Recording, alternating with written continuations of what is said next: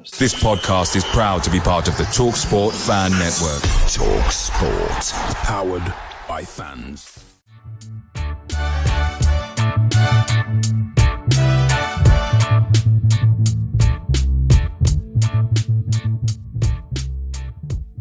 So good evening and welcome to the next edition of the Away End. I'm Craig Courtney and I am joined by Matt Lax from the Rotherham podcast, the New York Talk. So Matt, thank you very much in time this evening to talk about our upcoming game.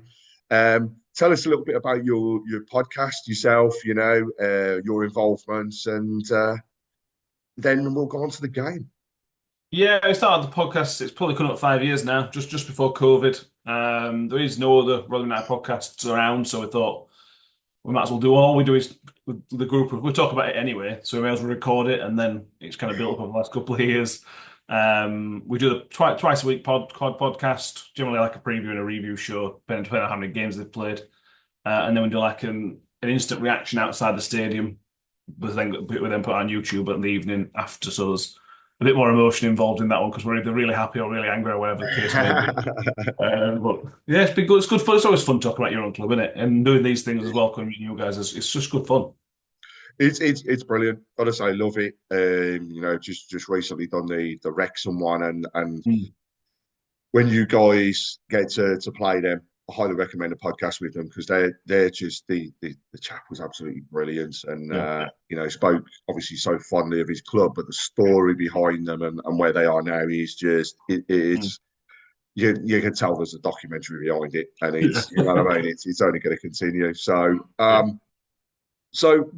really, in terms of podcasts, it hasn't been that long since we last spoke. In fact, the last away end and penultimate one of the season was with your good selves. We're not going to talk about that though, because it was the bottom end of that season. We all know what happened, and arguably both teams got, I suppose it's fair to say, what we deserved, which was the relegation into Division A. But you've had a summer of incoming players and change that I think was expected of Steve Evans because he'd only just come through the door when we played.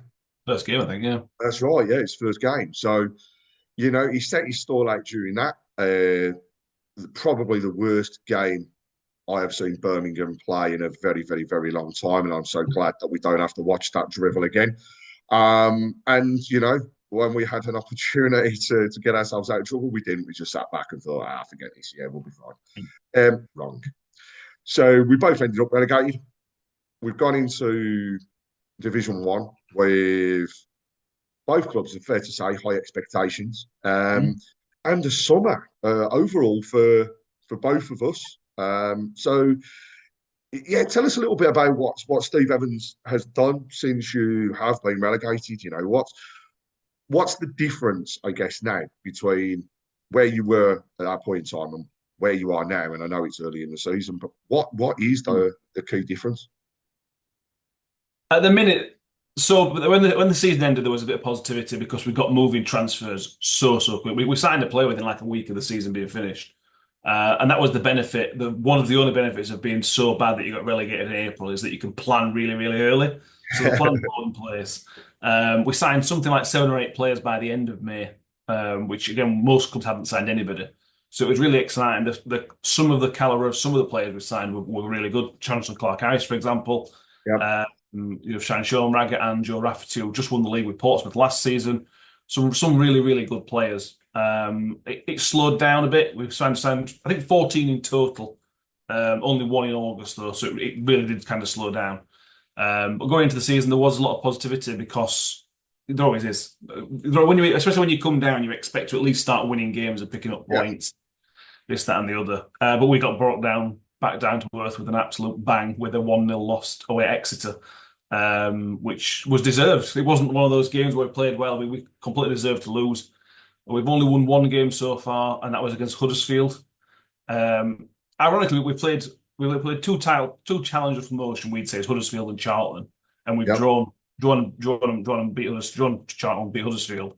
and we haven't really played well against anybody else. We've played Burton the weekend, who aren't expected to do anything. We were very poor. Like I mentioned, Exeter, Wickham. We lost to Wickham and deserved to lose to Wickham at their place. Um, Steve Evans doesn't know his best team yet, so there is an air of concern around the place at the minute because it can take Steve Evans time to do that. And I Hmm. think had we not had the season we had last season, it wouldn't have been so bad. But we've come into this season, I'm sure you guys did, right? Start winning games now. We've had a terrible 12 months. Just give me some points on the board. Give me some moments I can kind of cling on to and be happy about. Yeah, And one win in 6 games, it's not a terrible start because Bolton would have done much worse than us, for example, who were expected to do very, very well. indeed. But the air of optimism around the place is dripping down game by game at the minute. We've got problems, but I don't know whether I hope Stevens will sort it, but I've not seen anything yet to say we will be challenging this season. Everything I've seen is a mid-table team, but then Steve Evans can just click, just in a moment he can click it, and then we'll go on a really good run. But the eye test at the minute is not. It's failing at the minute. And I think this was the key, wasn't it? I mean, the expectation was massive on ultimately the three clubs Mm. that were relegated. You know, I think if I remember rightly, when we looked at the bookies after the leagues had been settled, the bookies Mm. immediately had put ourselves, yourselves, and Huddersfield Yeah. as those top three teams. You know, they were the ones they were taking the money on being promoted, and yeah, you know, from a Birmingham aspect, I mean, what can I say? We've well and truly hit the reset button. Yeah. Bringing in what is it, 18 players. Mm. Um, Beating the League One record for transfer fees, not A once, couple of twice, times. but three times. And in fact, in the last one, well, we over tripled it. So you know what I mean? It's just I'm not going to lie, it's exciting times, and Mm. we've said it on Tilton Talk. In all the years of supporting the club, we're arguably more excited now than we have Mm. been in the times that we were talking Premier League, winning the League Cup, and going through the other promotions. Mm. It's a good time to be a Birmingham fan, and Yeah. we're coming off the back of we're unbeaten in the league. That means nothing as far as I'm concerned. It's still early days. Um, we haven't gelled. Yeah. Similar to yourself, we haven't gelled fully. I'd say 75, 80% of capacity is the way that we've played so far. Yeah. But we've got the results, and we're coming into the game with yourselves off the back of a phenomenal performance on Monday Mm. Yeah. against Wrexham. Um, we went behind in the first couple of minutes, but then absolutely dominated the rest of the game, and that's typical of what you will see Mm. from the Chris Davies Birmingham City, and that is the big difference between what we saw the back end of last year and what we get now. Yeah. Um, it's gonna be a tough game. It always is when we Mm. come to your place. In fact, look over the records, and we've played 39 games between the clubs over the years. Yes, it's pleasant reading it away for a Birmingham fan because there's 20 wins. We've drawn 12 and we've only lost the 7. But however, in the last 5, it's actually 2 wins, 2 draws, and 1 loss. And the 2 draws were both poor draws, Oh, terrible. and Terrible. God, the one last season at your place was, yeah. Let's not even go there. Um, so it's going to make an interesting game on Mm. Saturday. The weight of expectation arguably is on the Birmingham side again. It's Mm. going to be. We're coming in with a lot of confidence and hopefully gonna come in and obviously get a result. It's what we all want, but we are missing Bielik. He was, Yeah. his red card on Monday evening rules him out of this game. So luckily only a 1 match ban, but it's still going to be a difference. And it'll be interesting to see who actually fills his spot, because they've got players that they can swap around. And we'll see. Chris Davies will make the decision closer to the time, and in it we trust. Um, So, going into the weekend, I mean, first of all, Birmingham yet again, another sellout away end. Well, I've got a prediction that we'll sell out every away game this season. I That's where I thought think so. we are. We've had 3 home games, and all of those in the league have been sellouts, and we're very close at the moment to a sellout against Peterborough a week on Saturday. So, it again, the sense of optimism is huge. Yeah. Going into the game, Mm. mentioned numerous players that you've signed across the summer, the rebuild that Steve Evans has been working on. So tell us who we should actually be watching out for now that you've got these new players through the door.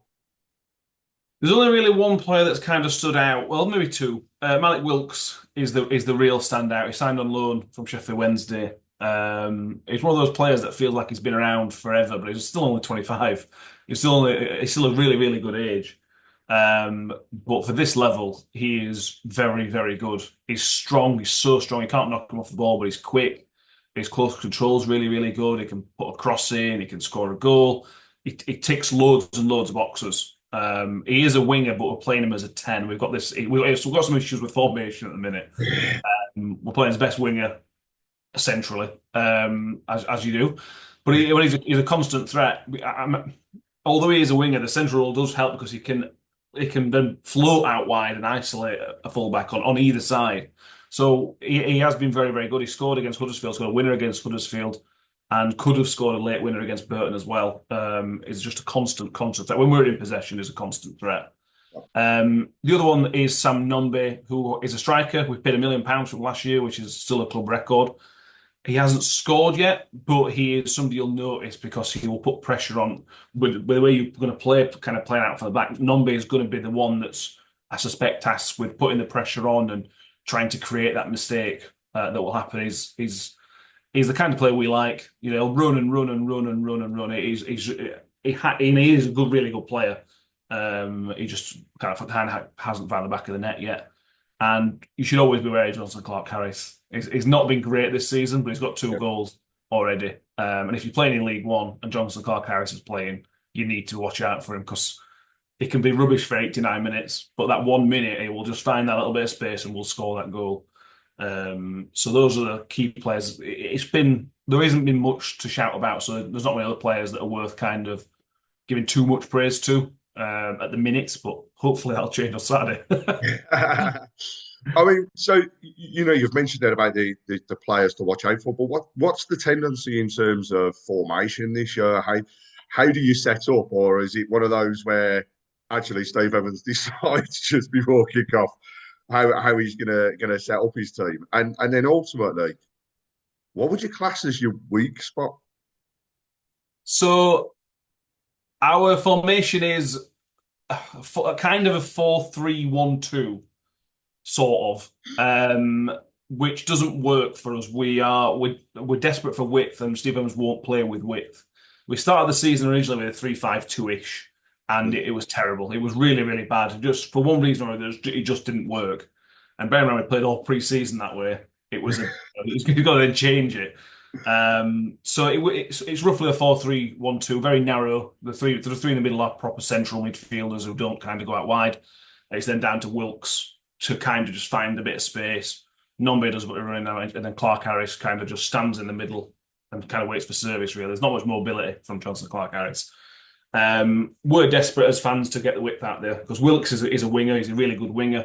We've got a lad called Joseph Hungbo, who we signed on loan from Nuremberg, who is in pre-season looked brilliant as a winger.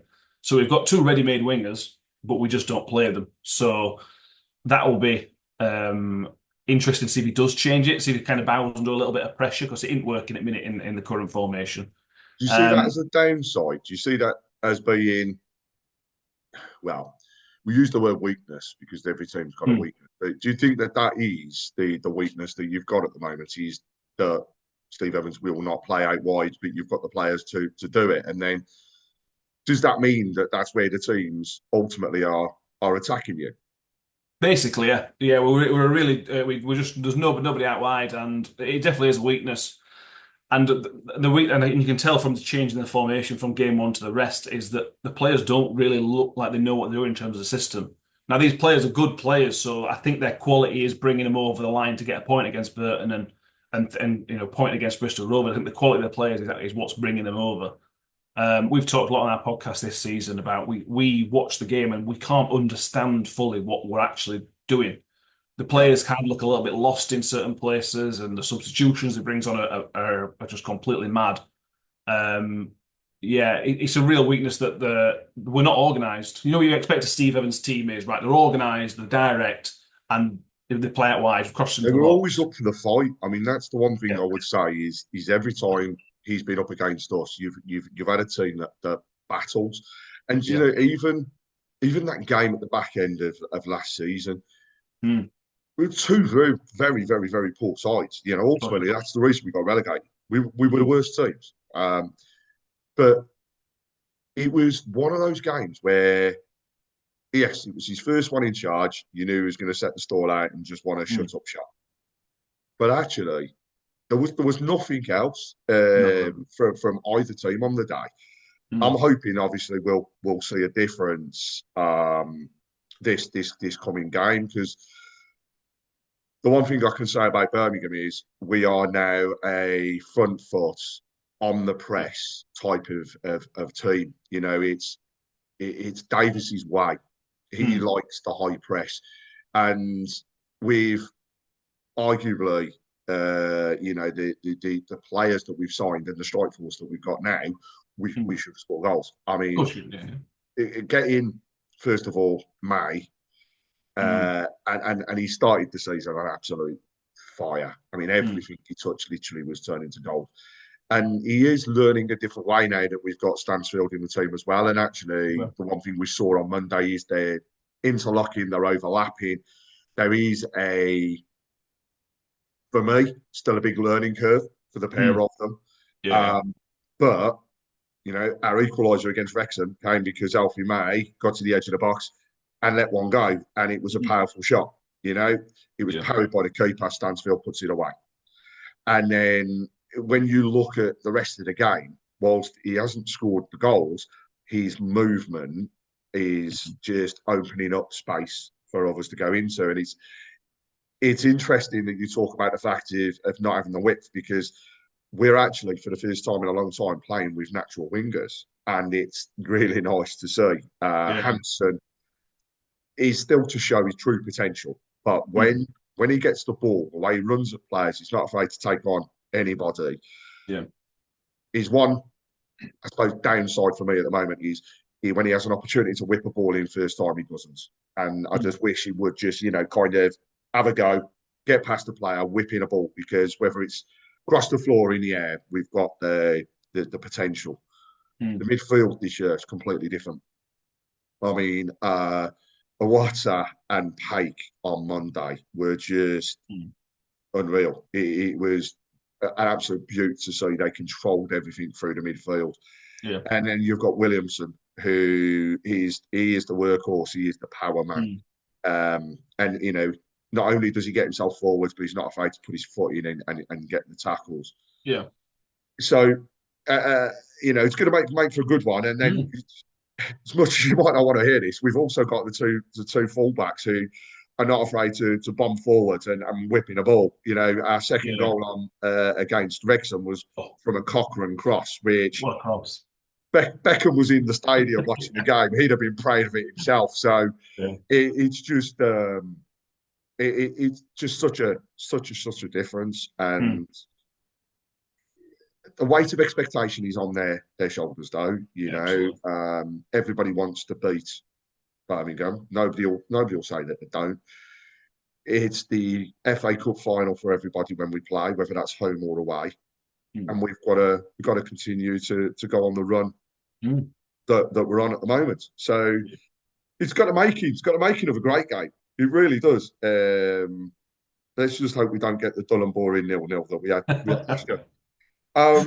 So right, we mentioned new players, Mm. and there's a little bit of a challenge that I always do on the away end is kind of saying to my esteemed colleagues on the other side, can you name some players that have played for both clubs? Now, it's quite a list actually. between Rotherham and Birmingham. So no pressure.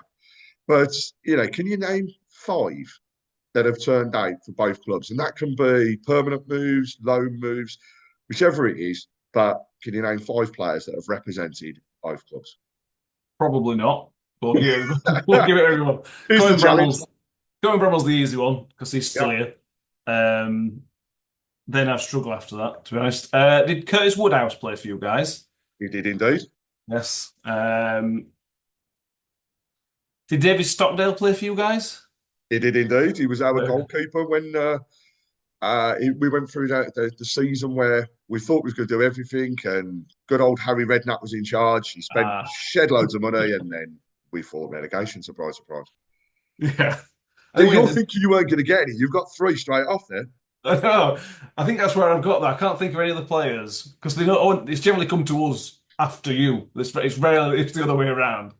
Well, to give you a hint, you've had another goalkeeper, more defenders. Lee Camp, yeah. The legend that is.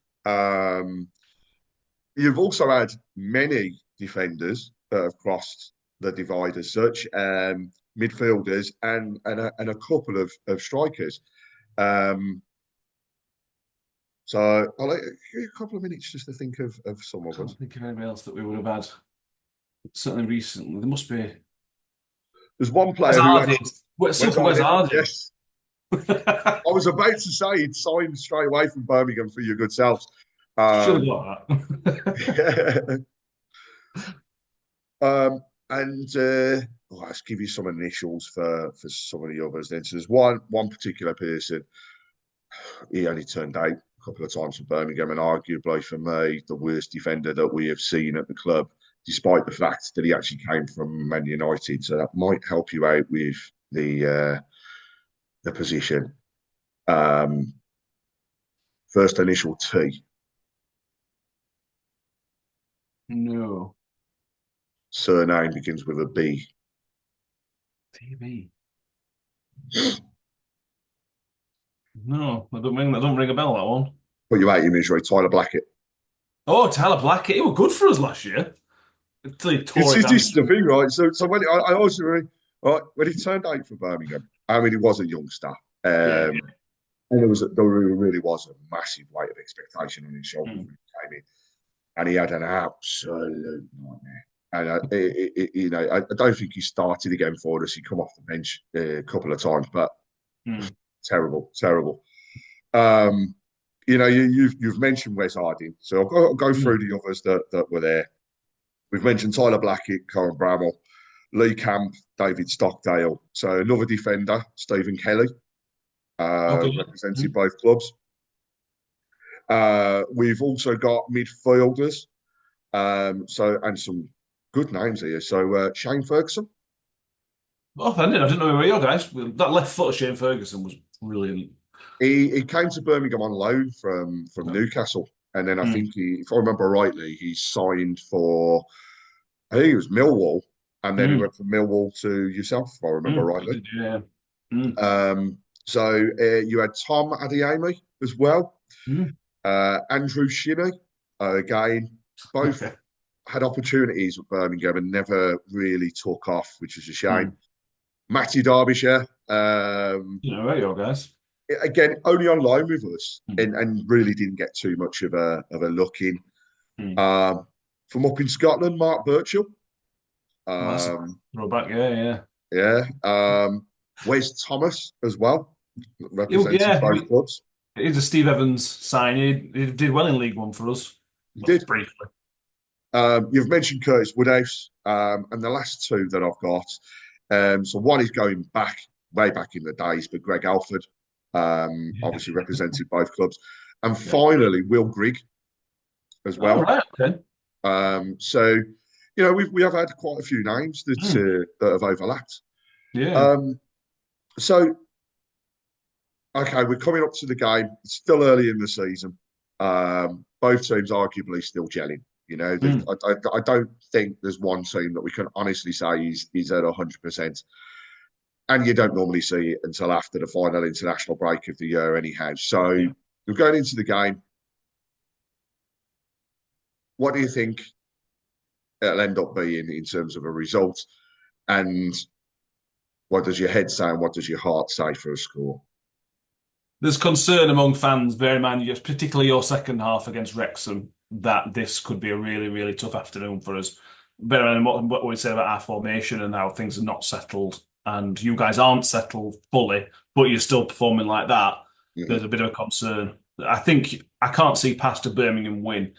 I suspect it'll be something like 2-1 to you guys, but it'll be quite a comfortable 2-1.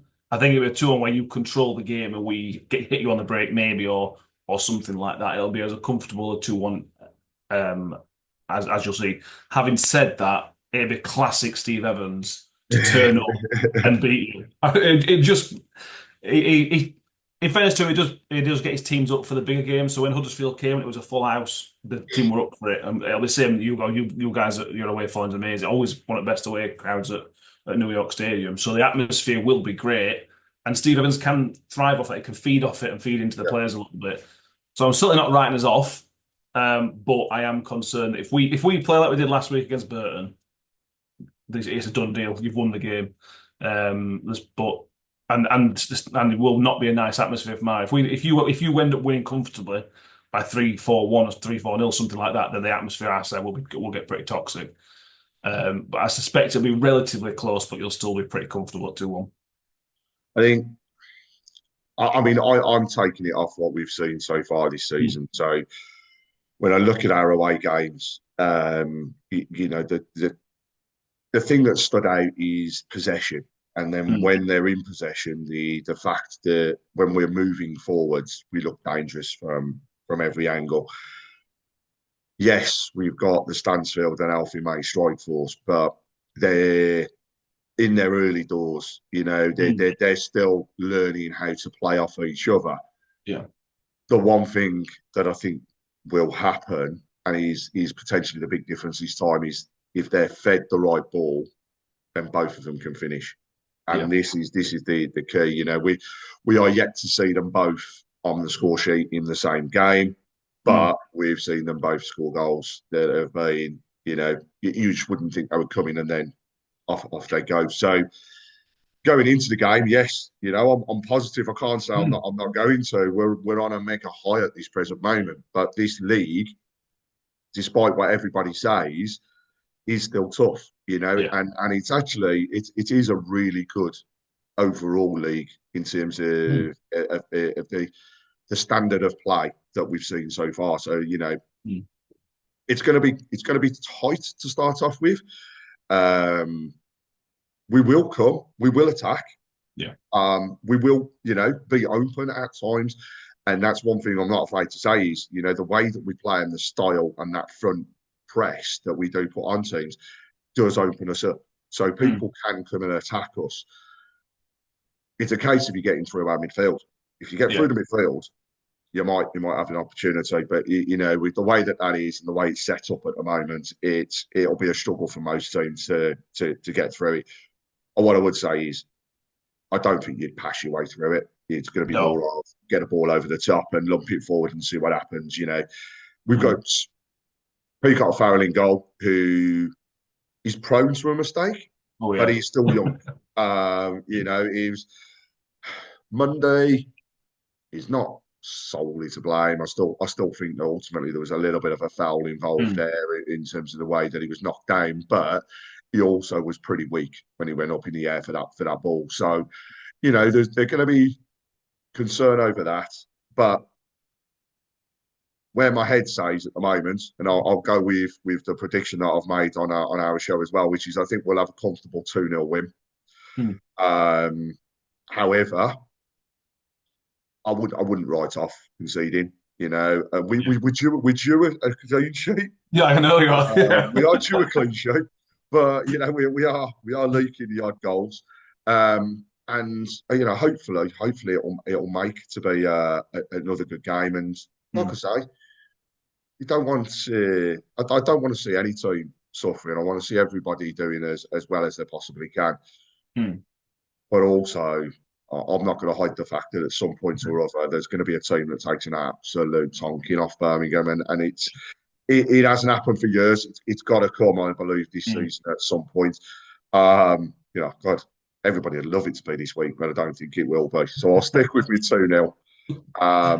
And hopefully, at the end of it, we walk away where, we're saying it's been a good game and the best team won. So again, as always, thank you very much indeed for joining us and going through this. We'll definitely do this again when you play us down at St Andrews at Knighthead Park. Hopefully, we'll see you down there for that one as well. And you never know, by that time we might have gone past the stage of having sellouts for every game. We might just leave it a little bit. But look forward to when you come back down, and looking forward to the game at the weekend. So thank you very much indeed again for joining. May the best team win on Saturday. Albeit I will say I want you to have the worst game of your season. So plain and simple. But may the best team win on Saturday, and keep right on. Thanks a lot.